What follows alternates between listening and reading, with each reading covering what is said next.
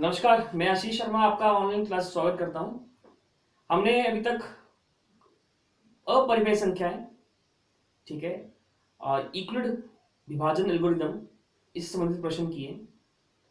हमने स्टार्ट किया है अध्याय नंबर 1 क्लास 10th का वास्तविक संख्याएं, और उसकी हम प्रश्नावली 1.3 हम कर रहे हैं। कल हमने देखा था कि किस तरह हम ये बता सकते हैं कि √5 एक अपरिमेय संख्या है, √7 एक अपरिमेय संख्या है, और √3, √11 ये सब कैसी हैं? अपरिमेय संख्या हैं। आज हम देखेंगे कि √3 के साथ कुछ गुना किया है, कुछ जमा किया है, तो क्या वे भी अपरिमेय संख्या होती हैं? आज का प्रश्न ये कि अगर √500 अपरिमेय है, यदि इसमें कुछ जोड़ा है, यदि कुछ गुना किया है, तो क्या वो भी अपरिमेय संख्या कहलाएंगी? उदाहरण के तौर पर ये देखिए, यहां लिखा है 3 जमा 2 √5। ठीक है, √500 हम जानते हैं कैसी है, √5 कैसी है? अपरिमेय। 2 से गुना कर दिया और 3 जोड़ दिया, तो क्या ये भी अपरिमेय है? आज हमने ये सिद्ध करना है। तो स्टार्ट करते हैं। हम मान के चलते हैं इसके विपरीत।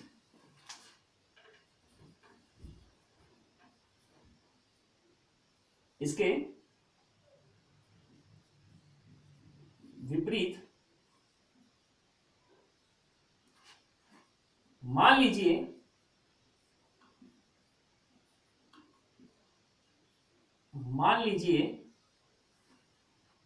कि 3 जमा 2 √5 एक परिमेय संख्या है। एक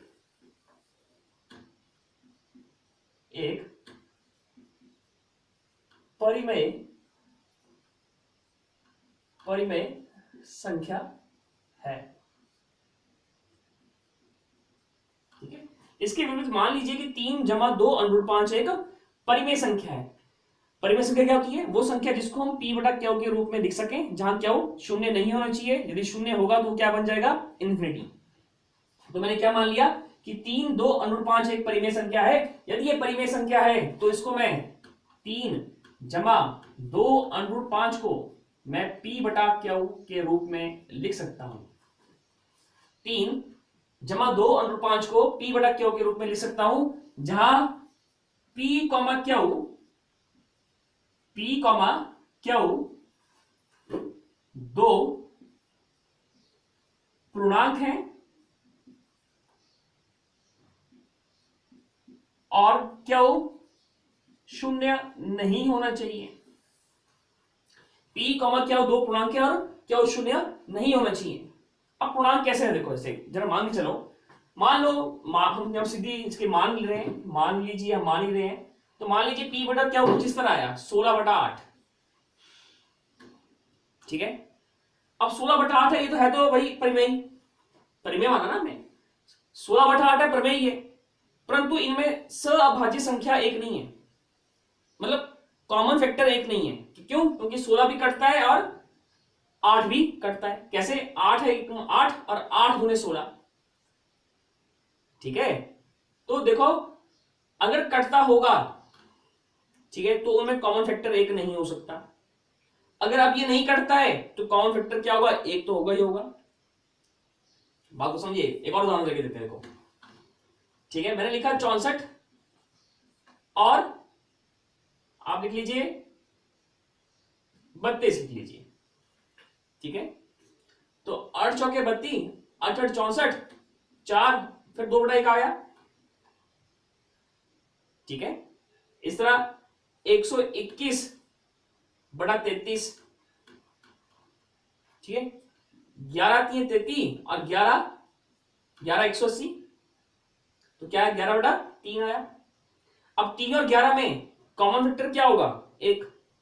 क्यों ना? तो 11 1 कम 11, 3 गुणा 1 3, तो कॉमन फैक्टर क्या हुआ? 1। पर क्या 121 और 33 में कॉमन फैक्टर एक सिर्फ एक ही था क्या? नहीं, उसमें क्या था? 11 भी था। यदि ऐसा है तो मैंने क्या माना?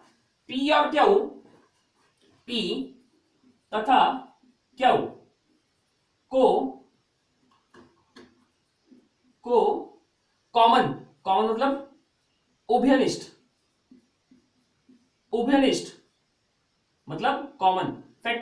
मतलब गुणनखंड, ठीक है। पी तथा क्यू को उभयनिष्ठ मतलब कॉमन, मतलब फैक्टर, उभयनिष्ठ गुणनखंड से विभाजित, जैसे मैंने यहां पे 121 और 33 किया, विभाजित करने पर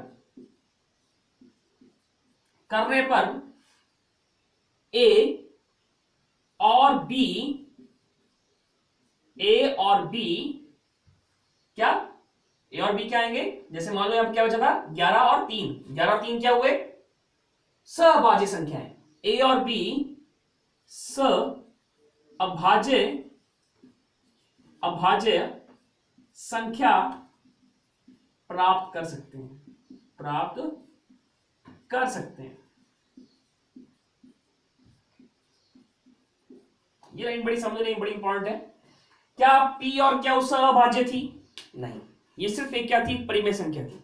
सिर्फ क्या थी, एक परिमेय संख्या। क्या सहभाज्य थी? नहीं। ये कैसे प्राप्त की? मैंने पी और क्या को किसी कॉमन फैक्टर, किसी उभयनिष्ठ गुणनखंड से विभाजित कर दिया, और अब जो देखा कि उसमें कॉमन फैक्टर सिर्फ क्या रह गया, एक। तो अब जो हमें संख्या प्राप्त हुई, जैसे उदाहरण पे पी और क्या मान लिया, 121/33 मान लिया, तो ये तो सिर्फ परिमेय संख्या है, ठीक है, पर इसमें कॉमन फैक्टर एक नहीं है। फिर इसको मैंने भाग दिया, 11 100 और 11 3 33। अब 11/3 एक नई संख्या आई, नया परिमेय संख्या आई, इसलिए इसको p बटा क्या होगी, इसमें a बटा b लिखा। 121/33 क्या था, p बटा क्या था। अब इसे मैंने क्या a बटा b लिखा। अब क्या a बटा b सहभाज्य है? बिल्कुल है, क्योंकि इनमें कॉमन फैक्टर क्या है, सिर्फ एक। इसमें कॉमन फैक्टर क्या था, 11 और 1। बात समझ आ रही है? तो इसको मैंने कॉमन फैक्टर से डिवाइड किया, 11 से डिवाइड कर दिया, ताकि क्या बच जाए, सिर्फ एक ही कॉमन फैक्टर बचे, और वो कौन सा, एक। ये लाइन बड़ी इंपॉर्टेंट है, सब ध्यान से इसे समझेंगे, ठीक है। अब मैंने क्या लिखूं, तो 3 जमा 2√5 को मैं a बटा b लिख सकता हूं। a और b भी क्या है, a और b क्या है, पूर्णांक तो है ही, पूर्णांक है, और क्या है, ये सहअभाज्य संख्या है, सहअभाज्य है, बड़ा इंपॉर्टेंट। कैसे, ये सहअभाज्य संख्या, ठीक है। तो इस रफ काम को मिटाता हूं साइड से, ठीक है, समझ आया आपको। आगे देखिए, ये 3 यहां प्लस का वहां जाके भेज दिया, माइनस का हो जाएगा 2√5 बराबर है a बटा b -3। फिर यहां पे एलसीएम ले लेते हैं, 2√5 और एलसीएम आएगा b। यहां b था तो सिर्फ a लिखा जाएगा, यहां b नहीं है, मतलब 3/1 भी लिख सकते हैं इसको, तो ये 3b लिखा जाएगा, और √5 a -3b और बटा 2b। बड़ा इंपॉर्टेंट, यहां पे a, b, 2, 3 ये सभी क्या है, ये सभी क्या है, ये सभी पूर्णांक है। सभी क्या है, पूर्णांक है। अगर सभी पूर्णांक है तो a -3b बटा 2b एक परिमेय संख्या है, परिमेय संख्या है। परंतु ये सभी पूर्णांक है, मतलब a भी पूर्णांक है, b भी पूर्णांक है, 3 भी पूर्णांक है, 2 भी पूर्णांक है, तो a -3b बटा 2b एक क्या हुआ, एक परिमेय संख्या है। परंतु √5 कैसी है, परंतु √5 एक अपरिमेय संख्या है।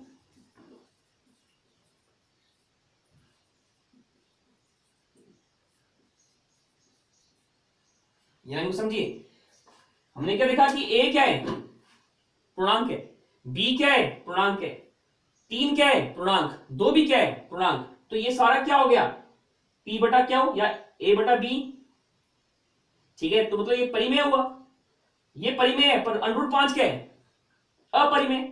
ये विरोधाभास परिणाम हमारी गलत कल्पना से प्राप्त हुआ, और हमारी गलत कल्पना क्या थी कि 3 + 2 √5 एक परिमेय है। देखिए उसे,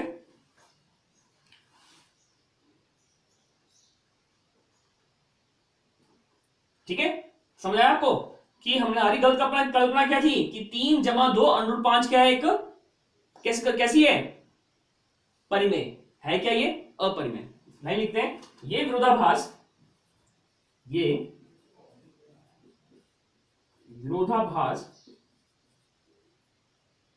परिणाम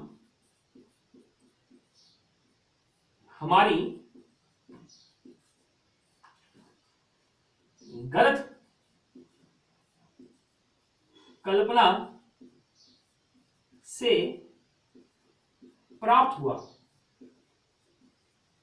कि 3 + 2 √5 एक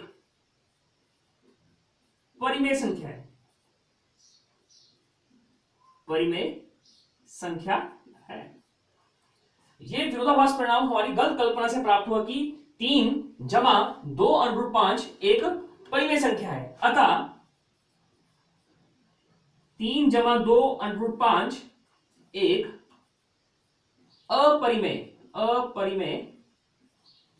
अपरिमेय संख्या है।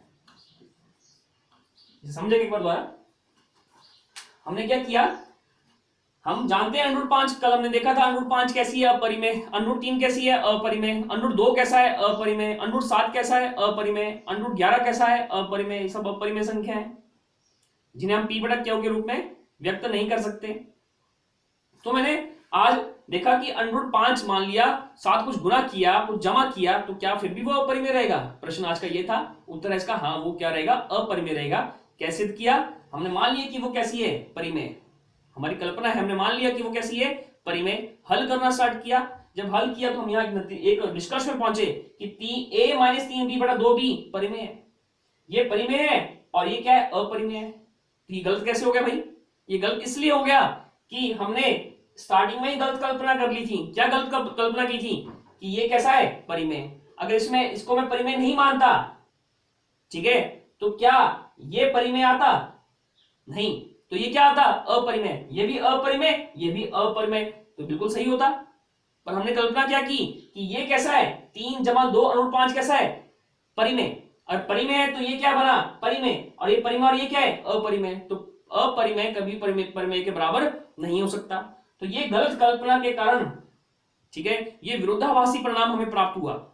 ठीक है, तो जो हमने कल्पना की थी वो कल्पना गलत थी। ठीक है, अतः 3 + 2 √5 एक अपरिमेय संख्या होती है। तो हमने आज सीख लिया, चाहे वो √5 हो, ठीक है, या 2 √5 हो, ठीक है, या 1/√5 हो, या √5 + 2 हो, ठीक है, वो सब स्थिति में वो संख्याएं क्या रहेंगी, अपरिमेय संख्या रहेगी।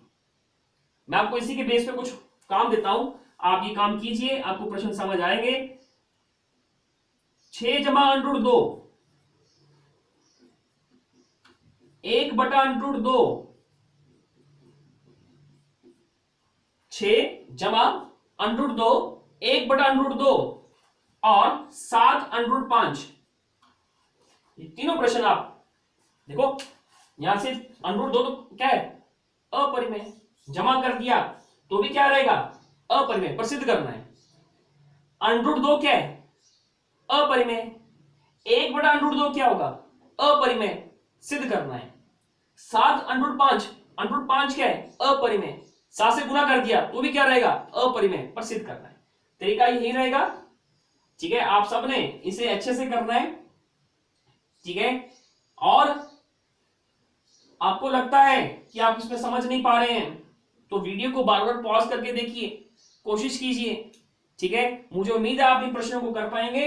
ठीक है, कल हम नया काम स्टार्ट करेंगे। तब तक के लिए धन्यवाद। घर में रहिए, सुरक्षित रहिए। जय हिंद।